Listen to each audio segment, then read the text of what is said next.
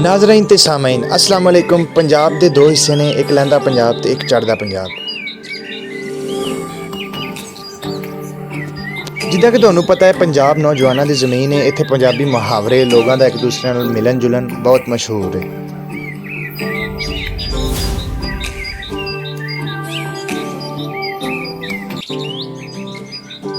पंजाब की वंड होने तो पहला इस खिते का नाम सिप्त सिंधु सी।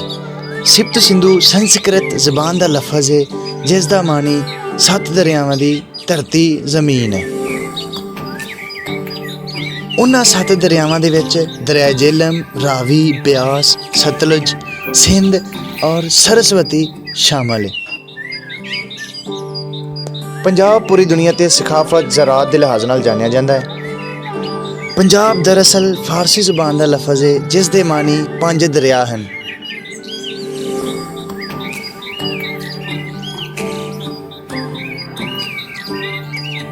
पंजाब की आबादी तकरीबन 11 करोड़ तो भी ज़्यादा है। पाकिस्तान का तकरीबन 26% हिस्सा बनता है।